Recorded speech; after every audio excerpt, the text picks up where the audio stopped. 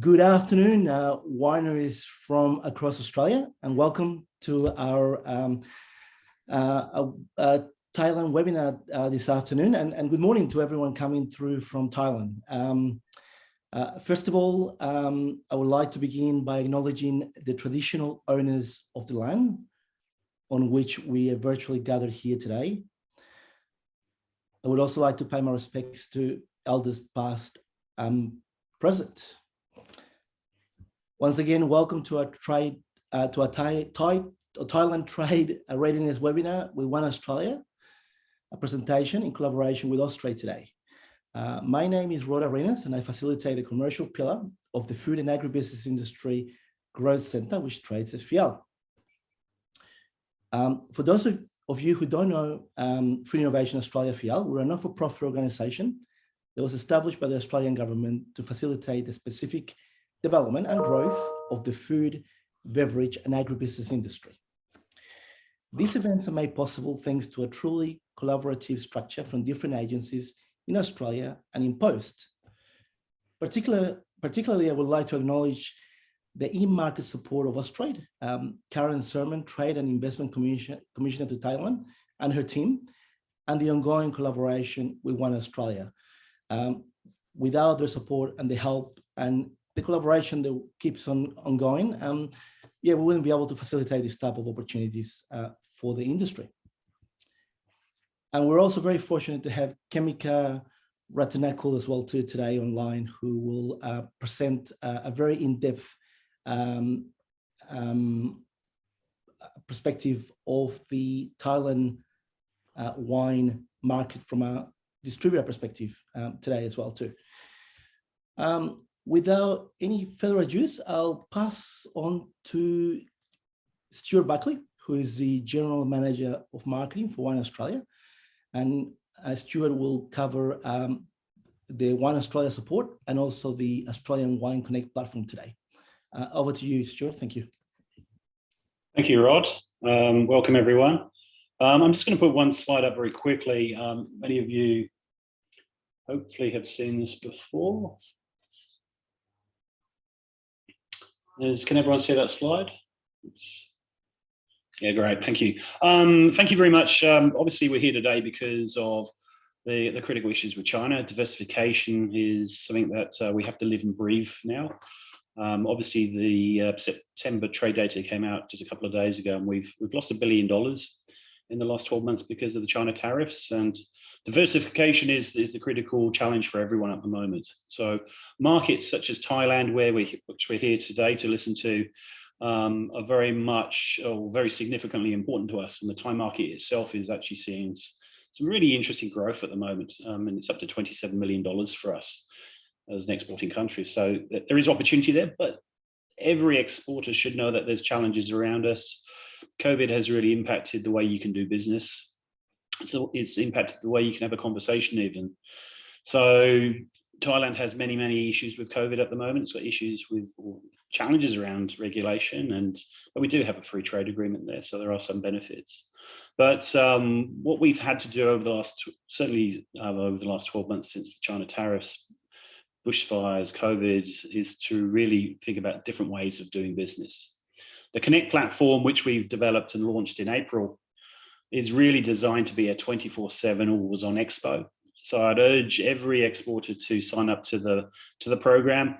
It does give you benefits. One of the benefits of obviously today is the ability to connect in following this webinar into the Meet the Buyer program for Thailand.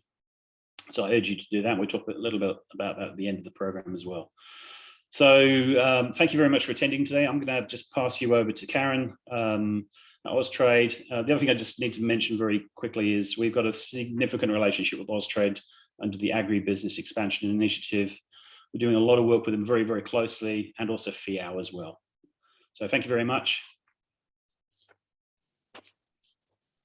Thanks, Stuart. Hi, everybody. Karen Sermon here. It's great to be reconnecting with many familiar faces or virtual faces and names. Some of you might know me from my time previously with Austrade in China. So I certainly understand the challenges well that you're all contesting. So Molly is going to put up a presentation for me. And I'll just work through quite briefly because of time, an overview of the Thai market, Thai wine consumers, and also just a little in the COVID context of what's happened and where we're looking ahead. And then Kun Kemika from Diageo Moet Hennessy will talk about those regulations and laws that are really important to understand as you're considering Thailand as a prospective market. So if we can just go ahead to the second slide, Molly. We also want to make sure, just one more, Molly, that we capture your questions and comments along the way. And I'm conscious we may run out of time to answer everyone's questions. So we're using slido.com today. I encourage you to grab your phone and scan the QR code or type into your browser slido.com. And once that's opened, you can put in the event code WINE Thailand, or one word, up there on the screen. This will open up, for those not familiar, a platform through which you can type in your questions under the Q&A tab. And you can also like other people's questions. So your traditional thumbs up icon, you tap that to like. Now, the most liked questions will then appear at the top of the screen. So when we come to Q&A at the end, my colleague Kun Chanti will work from those most liked, so of most common interest down, and that will ensure that we're addressing the most common needs in the time we've got. If you are willing to put your name against the question, then if we do run out of time, we're very happy to follow up with you directly after this session. So slido.com and the event code WINE Thailand. All right, if we can move on. Thanks, Molly. So just as an introduction, many of you would likely be familiar with Thailand perhaps as a destination for tourism, if not as a destination for business. A couple of years ago, it was attracting 40 million tourists, and that's significantly declined with the onset of COVID. The biggest markets, probably familiar to you, Bangkok, where we're dialing in from today, Chiang Mai in the north, Rayong not far from Bangkok, and Phuket in the south. And these reflect both big cities in the context of Thailand, but also the biggest tourist destinations in terms of volume of visitors. So these tend to be the markets where wine has been strongest in terms of demand and consumption. As Stuart said, the Thailand-Australia Free Trade Agreement has afforded Australia significant advantage since implementation in 2015 and since zero tariffs from 2015. And, we compete successfully against competitor markets that are paying upwards of 50% tariff. So the other important thing just to note in terms of Thailand and its geographic proximity to ASEAN and large markets like Thailand is that looking ahead, it's estimated that about half of the world's middle class will be within a 6-hour commute flight from Thailand in 2030. So not only will it be a land logistics hub, it will also be a significant hub for re-export and we hope significant tourism going forward. So on to the next slide. In terms of wine consumers, the attributes have changed over time. Wine is actually still a very, very small proportion of total alcoholic beverage consumption in Thailand, but where in recent years there has been a decline in some other categories, wine has had a slow and steady increase. And Australia and France really dominate in terms of the source countries. The typical wine consumer, as of sort of 12 months ago, was a 25 to 55-year-old middle class consumer, more men than women. But we are seeing shifts in the COVID context to more younger consumers being willing to try and experiment with different products, including wine and different varietals. It's fair to say, though, it's still very much a red wine market. So looking at the last 12 months of Australian exports to Thailand, about 81% are still red, and primarily Shiraz and Shiraz blends, Shiraz Cabernet and Shiraz. Wine has had a small decline, but it was off a low base. So it was tracking only at about 4% of trade over the last year. This is Australian exports. And Chardonnay is the preferred blend, the preferred varietal. Interestingly, not so much a blend focus on whites. But Australia, pleasingly, is considered high quality and value for money. So we track well at the entry and mid-level ranges. And if I can just move to the next slide, puts us in a strong position. As of last year, or over the last year, I think Thailand was the 14th largest export market for Australian wine, and in the top 3 for ASEAN. And we hold strong, particularly in that low to medium and mid-range price bracket, where Australia competes very effectively and more significantly offers higher quality at that price point, with thanks to the TAFTA tariff eliminations. Previously, we were growing in the premium market, but it is still very much dominated by French wines, and that reflects really the perception that's held in many Asian markets that French wines are still the premium supply market. So there's work for us to do there when premium wines come back through food service. And you can see here that we did actually overtake France earlier this year last year, in both value and volume terms, which was fantastic. Thailand itself has a small but growing domestic wine industry, and prices tend to be much lower, but we would consider our main competitors up there on the screen to be France, and then USA, Chile, Italy, small amounts from New Zealand, South Africa, and so on. I think Australia and France combined represent around 70% of the wine market. So just moving on very briefly, there are obviously a range of channels through which you can sell wine.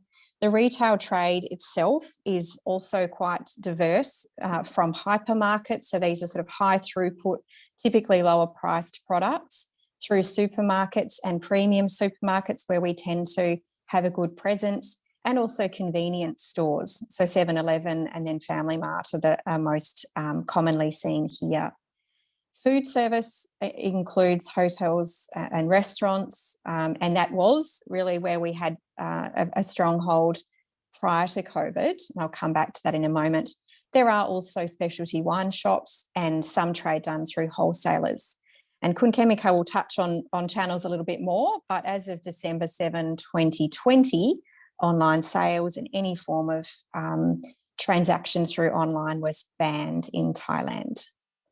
So moving ahead.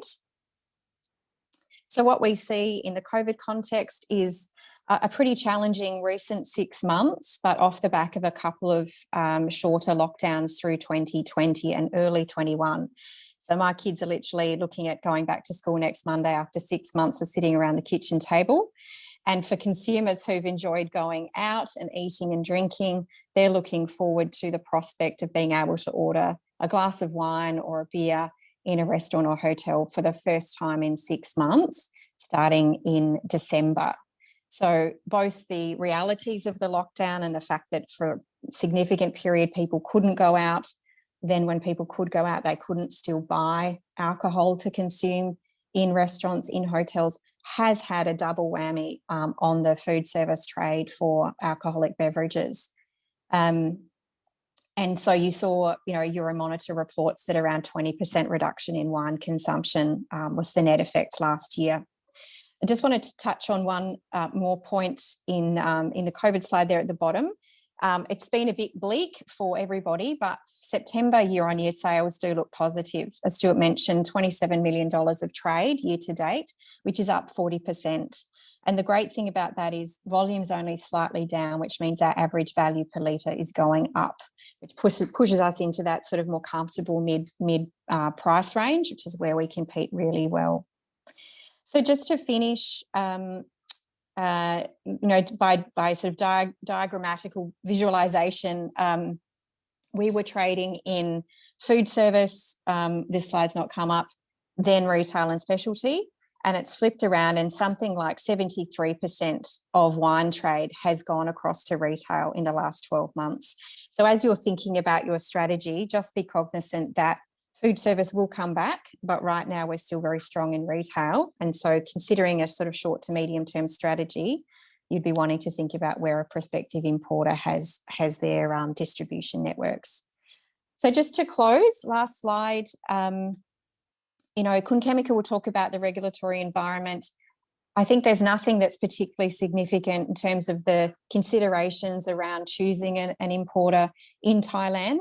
But the significant thing is it's hard to change. So spend time considering very carefully which partner you work with and look at their distribution networks to ensure they're well positioned for current and future growth.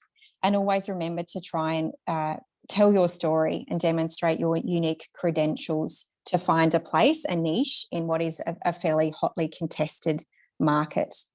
So just to close, I want to thank on the next slide my team of food and agri experts led by Kun Shantimapon, who will be running the Q&A at the end, and to invite you to go back to Slido and keep putting in your questions and comments or liking others. So just a reminder, slido.com, event code Wine Thailand.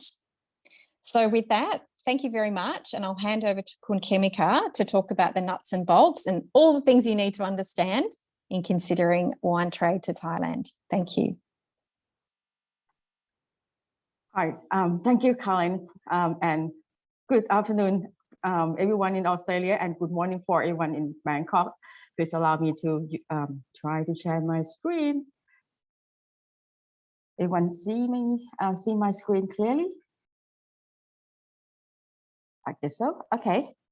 Please allow me to introduce myself a little bit. My name is Chemical Latanakun. I work for the company I work for is the Diageo Modernity in Thailand. It is the joint venture between the Diageo Group and also Louis Vuitton Modernity Group. In Thailand, we established for 57 years. Since 1964, we are importer of premium spirit and wine such as Johnny Walker, Hennessy, Moi Chong Dong, and Dom Perignon. And the other position and the organization that I work with is the TAB Bar, or Thai Alcohol Beverage Business Association. This is the association that established by 6 of the giant importer and local manufacturer. And also we have two company alliance that is two big beer company. Why we have to establish the organization is like generally we need to establish the organization that have a strong voice for the industry to try to advocate the policy, because Thailand is just so that is the one of the market that have really tight alcohol control regulations. So it's quite important that we have work together, try to drive policy advocacy, and also we have to establish ourselves regulation, and also to try to address the harmful use of alcohol. So we not just drive our agenda, but we have to help the society back as well. So let's go to our discussion point today. Today I'll discuss with you about 6 points. That is alcohol business environment in Thailand. The second one is about bring in your wine product into Thailand. And then about the tax and tariff, which is Colin have touched a little bit, that Australia wine have really advantage because of the available of the FTA. And then we touch base about the law and regulation in relation to alcohol, and then non-tariff barrier to trade. And the last one would be the opportunity and challenge that you're gonna be experienced in Thailand. Yeah. Okay. Start with the first one. Thailand, total beverage alcohol. In Thailand, this is the beer dominant market. 71% of TBA of Thailand is beer, followed by the local white spirit. For wine, mostly it is import wine, and of course, Australia is wine is the number one. Wine is just only 0.5% in terms of volume, and in terms of the value of the wine, import wine is about I would say 2.7%. It's not bad at all. It's followed by beer, spirit local, and other spirit import. And look at the history of the import wine in Thailand. Since 2009 until 2020, the wine volume has been steadily growth. But they just, even though they're, in the market we call shock, we experience 3 shock, the wine still continue to grow, but sometimes it's slightly down, but it has a good chance to recovery anyway. Like Colin has touched base, in 2020 when we get the we experienced the COVID that in Thailand is come for the COVID in April. The volume down by 21%. Yeah. However, if you in the last point that I would mention, we will see the good trend of the wine, the import wine to be recovered anyway. But if you see, and from the graph on the right side, you can see that because of local middle class population and the trade up behavior of the Thai consumer, the wine consumption continue to grow. So except for some of the crisis. Okay, let's go to how to bring in your Australian wine into Thailand. It's let's start with the 3 big steps that is involved with two government agency, that is excise department and custom department.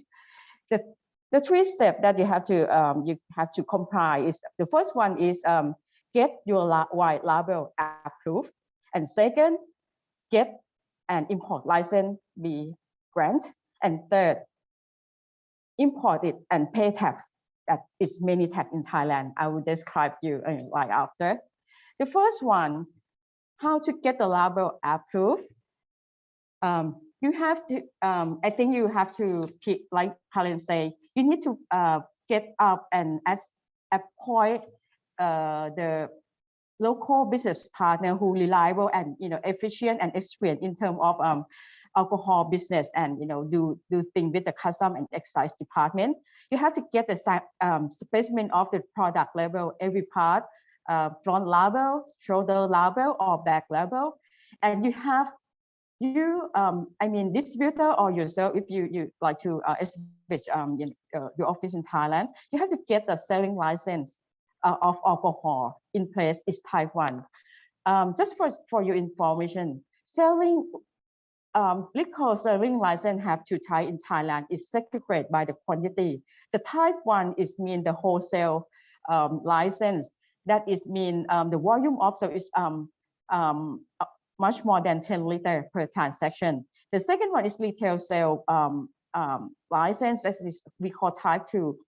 That means the volume of each transaction of sale is less than 10 liters. And the third thing that you have to get is so distribution appointment letter. It means that when you export wine into Thailand from Australia, you have to appoint the distributor, and just only one distributor in Thailand. So it means that you can't, any other company in Thailand can't import wine from you as well. So this is 3 paperwork that you have to get done, right? For in terms of the wine label approval, and the label of the wine and other alcoholic beverages in Thailand. There is some certain requirement. Yeah, I think maybe it's the same as Australia, but some addition. The first one is it is a label that is mandatory requirement by Public Health Ministry. That is a health warning label. They have to have the exact word that the Thai government require. Yeah, but it has to be in Thai and big enough, and they have really specified requirement on that. And the second detail on the label that you have to have is as per the requirement of the excise department, such as product name, percentage of alcohol, net weight, health warning message. That is the one that public health require. Registration address of the local distributor and also the manufacturer in Australia. And in case of fruit wine, that fruit wine mean wine that made from something else rather than grape, or wine that have the grape as an ingredient. they have to specify the word fruit wine on the label. So that's why is that, because it's try to the excise department try to protect the consumer from confusing that bottle is fruit wine or lily grape wine. Further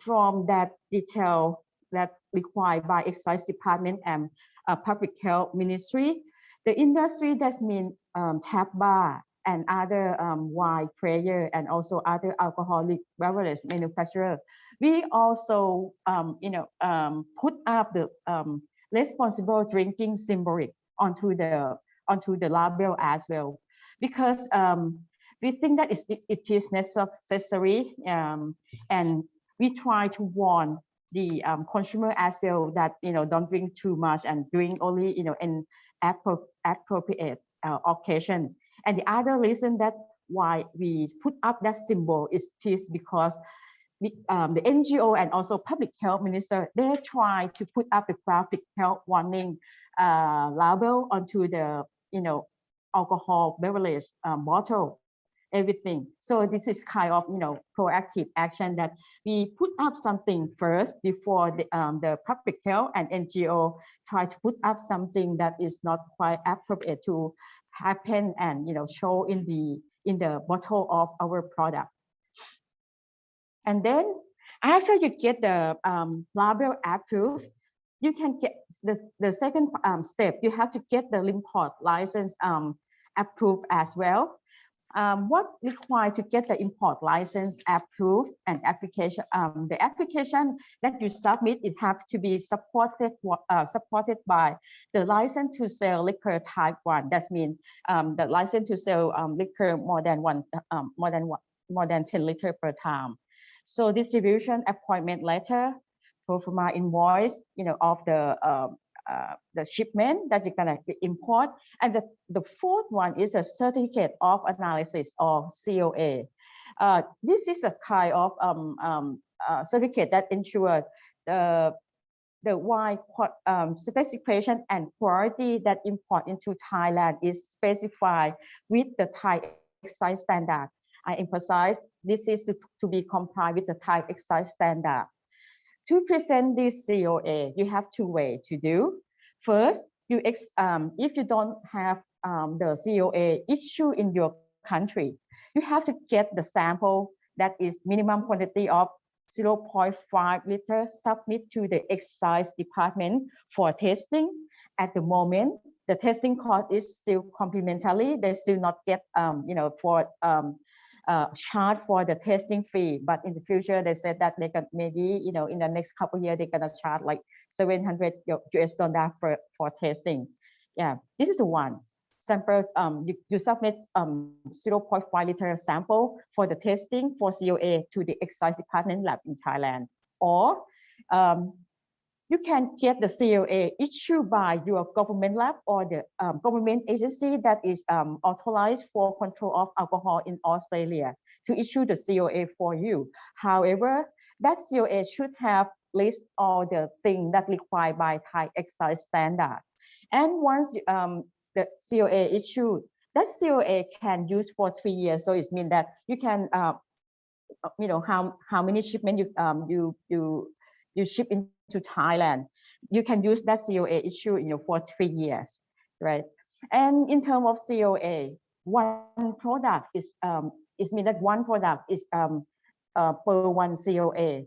In case of you change the vintage like 2021 to 2023, it doesn't. You don't need to issue a new COA. The current COA still can use unless the alcohol content has been changed. The change of alcohol content, I mean, plus or minus larger than 1%. All right, the 3-step path, talking about tax and tariff that you have to expect in Thailand. Of course, you get the Australia-wide, can enjoy the FTA so that you are, don't pay any import tariff. This is the same as wine from Chile and other alcohol from Japan, Korea is not much country that have the FTA on the alcohol. And the other than import tariff or duty, the thing that you have to pay is a big chunk as well. Is this excise tax? The excise tax is they based on suggested retail price, or we call it SRP. And the third tax that you have to pay, is this earmarks tax, is total of 17.5%. That is will be on top of the excise tax, and and there will be like other tax as well. That is value added tax that I will not include in. Okay, look at the excise tax for wine. In 2017, that is a good year for the wine product, because when excise reform the tax and announced the new alcohol tax, wine has been introduced by the threshold, excise tax threshold for wine. It means that if suggested retail price is less than 1,000 baht, this is exclude VAT. Ad valorem tax will be 0.20%, and you're gonna pay only specific tax for 1,500 baht per LPA. And if suggested retail price more than 1,000 baht, so 10% ad valorem tax will be applied on top with the specific tax 1,500 baht per LPA. So if you recall the previous slide that I showed you, when the alcohol excise tax announced in 2017, most of other alcohol category have been dropped down except for wine. That is been volume has been steady up because of the threshold that been introduced. And if I'm not wrong, Australian wine that mostly sell in Thailand, they also offer price less than 1,000 baht. So that means that you only pay ad valorem at 0%. That's a great thing. All right, look at the law and regulation are the thing. And I already said to you that in Thailand is one of the market that have imposed the strict alcohol control. I could say that in the world, and the most strict market for the Asia. We have a lot of prohibition and restriction. The first one is prohibition and restriction on the method of sale. Of course, Karen already said that e-commerce sale has been banned, since early of December last year. They said that it's to be protect, the access of the alcohol by the children. It's not only the ban the sale through the electronic channel. That is, and they also ban the communication to the consumer to the electronic method as well. Electronic or e-commerce, what it mean? Does it mean websites, online, and social media? In Thailand, if you can see the popular or social media that been using right now is this Line application, Facebook, and also the specialty online website platform as well. However, e-commerce ban is just only ban the sale direct to consumer, but it's not ban the sales that to the business. However, that is mean nothing, right? Because of the business, they're gonna not do this purchase of the wine in the e-commerce anyway. So if you ask me how large of the e-commerce alcohol in Thailand, the answer is just only 1% of the total sale, total alcohol volume in Thailand. The second thing that they prohibit for the method of sale is automatic vending machine. Also the bootlegger sale, or the mobile counter sales, and they also ban the promotion by price discounts. Is like half price by temporary, but if you declare price permanently discount, that is another story. But like time to time prices count or buy one get one, that is something that prohibited by the law. And you know how the way that sell by offer award or lucky door, you know, for like, you know, have the takeaway items, just as, you know, you sell the wine and you give away the wine glass as well, that is prohibited. And this is another you know, thing that you can't do. And also the dispense machine at the convenience store it is prohibited as well. For that and harm of sales of the alcohol in Thailand, for every day alcohol being prohibited by 14 hours. During the 2 p.m. to 5 p.m. and also from midnight until 11 a.m. So it means that in 24 hours, alcohol in Thailand cannot sell for 14 hours. And thinking about, you know, the customer enjoy drinking wine at the, you know, pool bar in Phuket, yeah. And then 2 o'clock they have to stop serving and selling. And also the other time that they prohibit sale of alcohol is a 5 Buddhist day, such as today is a, you know, end of the Buddhist Lent day. It's a one of the Buddhist day that we can't sell alcohol or serve alcohol at the, you know, on premise and off premise. And also the alcohol being prohibited on the election day. But the exception is made for if you at the international airport terminal, the alcohol still can serve and sell. And if you had at the, you know, certain entertainment outlet by that established by the entertainment press law, yeah, it still alcohol still can be served.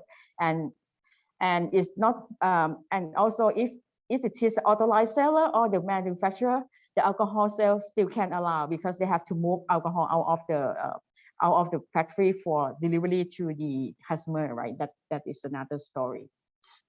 And advertising for alcohol is something that, you know, unclear and quite strict, and it's not, Thailand doesn't call dark market yet, but it is the really gray market for alcohol advertising.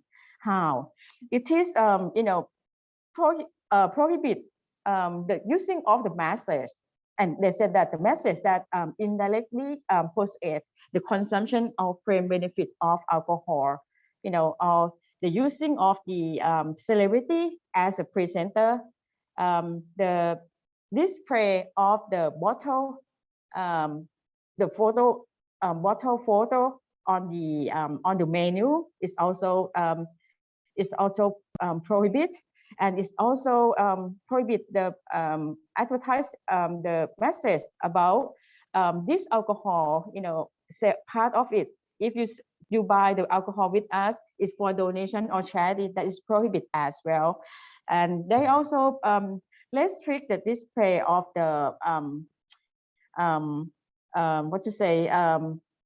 if you the airtime for TV radio during 10 p.m. until 5 a.m. If you can see the picture on the left side, you see that this something cannot be done in Thailand. Put the photo bottle of wine into the menu. This is not complied by law, as I just said. You can't put the photo of the product. You know, that is the wine menu, but they said that it's prohibited to put the photo on all the description of the product that is on the menu, because it will be recalled as the in persuasive message to make the consumer confused and try to induce a customer.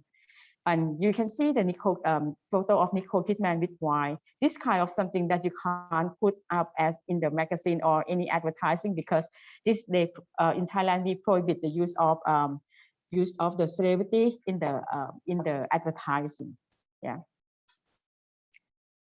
For the other thing that I would like to touch base is about the non-tariff value-added trade for imported alcohol into Thailand. This is including wine as well. Touch base thing about the labeling regulation again. why I show this picture. In the, effective since 2015, there is a labeling law, labeling laws for alcoholic beverage being implemented.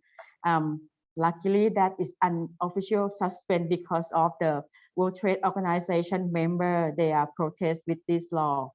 Why? Because this law they say that the usage of the message that overclaim the quality of alcohol will be prohibited.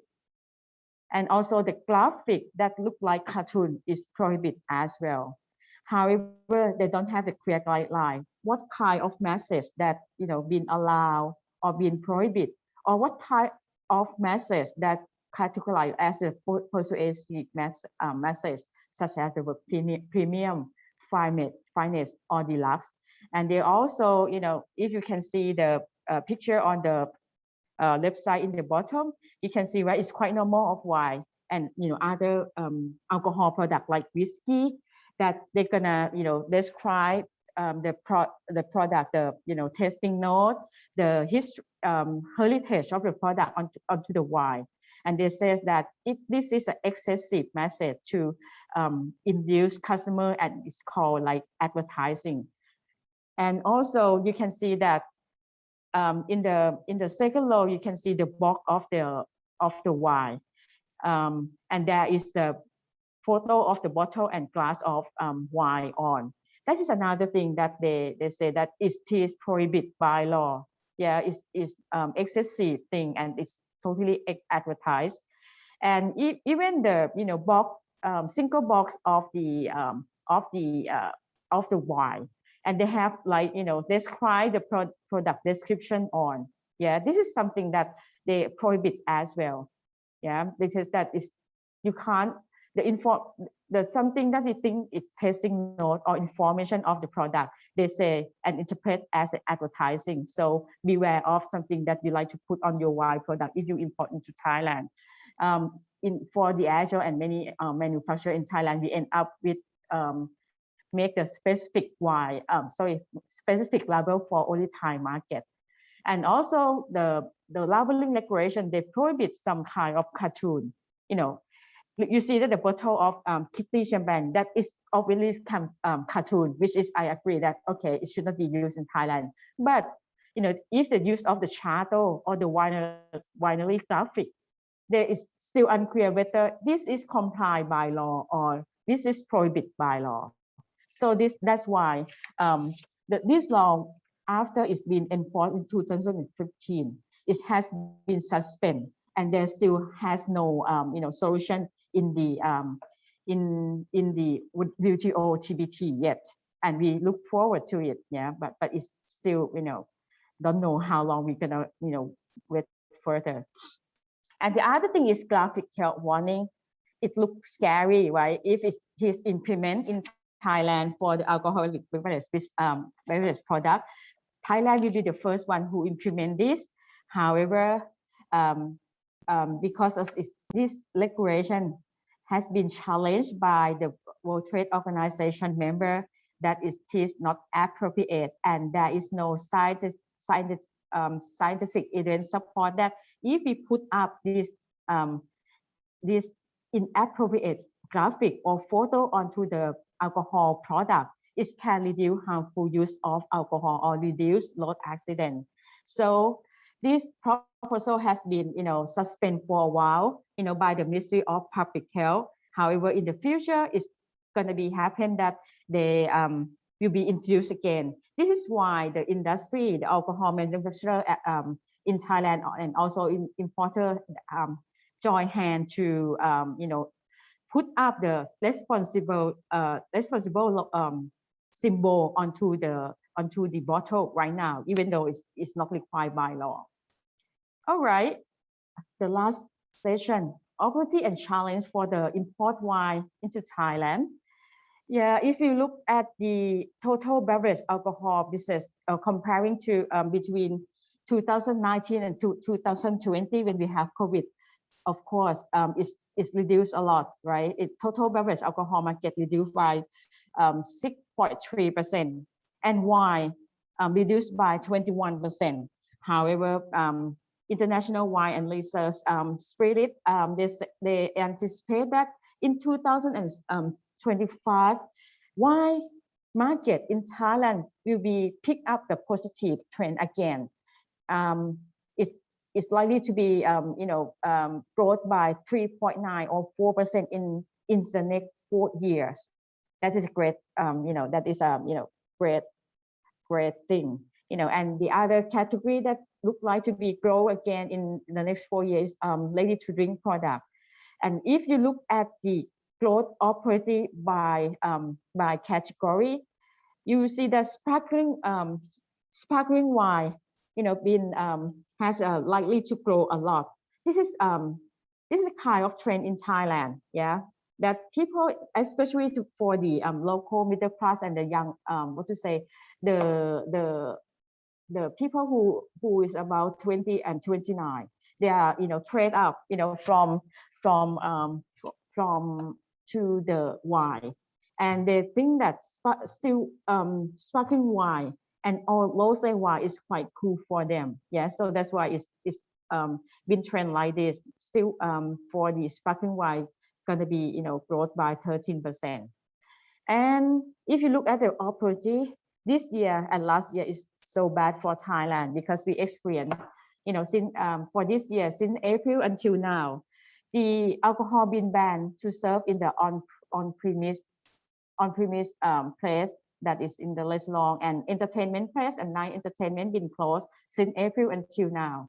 And the government said that they're gonna open the consumption in some restaurant, by limited province in 1st of November, but it's still unknown. However, it's a good sign that at least we can drink again in the restaurant. Yeah, and we can see that we have the Thai government had a good plan for the return of the international tourists in 2022. Yeah, and especially for the market that is Bangkok, Phuket, Koh Samui, and also Chiang Mai and Pattaya. This is a big market for alcohol, every alcohol, including wine. Yeah, so for me, the inbound tourism is a key to success and to be recovered by the alcohol business in Thailand. If you're talking about the vaccination, I think Thailand in the good shape. The second jab that we are, is covered by 40% of the population already, and we anticipate that end of December is going to be covered by 70% of the population. So in next year, 2022 is a good year for the Thailand for the return of the tourism, and we anticipate that next year we're going to get like 18 million inbound tourists. Yeah. However, the challenge is that it's likely that we're going to experience the infection again once we open the tourism, for the world. However, the Thai government is they quite ensure that they have the good public health system to try to tackle with the new wave of the transmission. And also whenever there is some new cluster or the kind of transmission again, the on-premise alcohol consumption will be always be banned. But it's good thing is they will be banned only by the area, not the whole country like last year. And also the challenge is the parallel activity. However, with the threshold introduced, the situation is better. And also the other substitute product is a challenge of the wine as well. And this is substitute product is including soju of Korea and all the fruit wine. The fruit wine that's mean the wine of the wine that made from other thing rather than grape, and also mixed with the grape wine. Right. That is all from me. Thank you for your attention, and may I pass the control of the Zoom to the next speaker. Kun Shanti, over to you. Thank you very much, Kemika. That's very informative, and I hope all the audience find that's very useful as well, because alcoholic beverage in Thailand, the regulations is very tightly controlled and it's quite complicated. And we are lucky to have Kun Kemika with us today. So let's move on to the questions and answer Q&A session now. We have a few questions lined up, and I'll go to the first one, and I think I'll direct that to Karen. Would you recommend we pitch our wines directly to supermarkets in Thailand? Thanks, Kun Shanti. Yeah, very quickly, there are a couple of supermarkets that have undertaken direct trade arrangements with suppliers, but most of the time suppliers will still source, supermarkets will still source through their preferred importers and distributor partners. And particularly in COVID, we've seen even those that have sourced directly in the past shift back to sourcing via an importer or distributor, so there's more flexibility and that admin burden is taken off them. And I think the second one, why Karen's on with us, what are major food and beverage exhibitions in Thailand for us to attend for potential importer partners or distributors? And I'll combine that question with another one. ThaiFex 2022 a good option, or is there another trade show? Karen, please.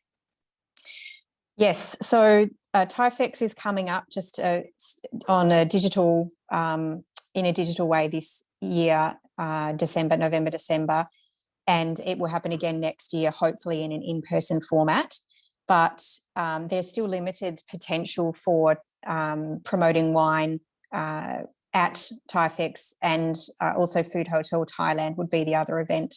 So as Kun Kemika said, it's quite tightly restricted as to how you actually communicate the opportunities for wine. And so there's no dedicated event in Thailand to promote wine or to promote wine business. It's an option, but you'd be wanting to think about your return on investment versus going to regional trade shows, Food Hotel Asia, or looking at more bespoke approaches to prospective distributors and importers. Okay. Next question is about the emerging trends in Thailand. Are there any emerging trends in Thailand like organic, low alcohol, no alcohol, or preservative free? So Kun Kemika, you see that as a trend here? I can answer quickly on that. There are a few specialized importers who actually been importing this type of wine in, but I would say the market is still very niche. So if Kun Kemika, you have any further comments on that quickly, thank you. Yeah, I would say that is not sure that is a trend, but it's a confusing of the Thai consumer about the wine. Yeah, the commodity product for the wine is fruit wine. That is something that grape wine that is mixed with the with the fruit wine. So it's kind of thing that consumer in Thailand, consumer quite don't mind, right? And it's cheaper. That's something that you have to it's a opportunity to educate the Thai consumer. What is the difference between the grape wine, the real wine, and also the fruit wine? Yeah, and also other innovative product that Thai looking for is not low alcohol content. Yeah, but I don't think that our grape wine could be reduced alcohol content, right? Yeah. Thank you very much. And there's a questions on, is Thailand negotiating an FTA with EU, and when is it likely to be in place? I'll just take that on. We know that negotiation has been commenced. So in terms of timelines, we don't know yet about that timeline, but negotiation already been in commence with EU. Next one is on the cartoon character are banned in advertising. How about wine labels? Can hand-drawn character be used? And I think Kun Kemika already addressed that, so we will pass on to that. So I think I'm very conscious about time. I would like now to pass back to Stuart to make the final comments. closing remark. Thank you. Thank you very much. Look, there's some great information in today's presentations, and I'd just like to thank everyone involved for providing that information. Look, there are opportunities out there, but opportunities are always difficult. What we're doing following this webinar today is actually circulating expressions of interest for a Meet the Buyer program. You do need to be registered on to Connect for that, because it's running through Connect in terms of the system and the process. But it will allow you to connect and have conversations directly with the buyers. That's being run through FIAL and also obviously with Austrade as well. So I urge you to go and sign up to Connect, get on to Connect, and also then get into the expressions of interest for the program Meet the Buyer. That will be circulated on email after this webinar. Rod, anything else you would like to add in there? Just the date. So the date that we have in the calendar is for the 8th of December for that virtual business matching opportunity. But as you mentioned, Stuart, we'll circulate the links and the information to follow up. But I think by sometime tomorrow, we'll send it through. Thank you, Rod, and thank you everyone for attending today. I think the presentations will also be available in certainly on video. Yeah, we'll circulate a link to the video. It was recorded today, and there'll be some links there as well too to the platforms as well.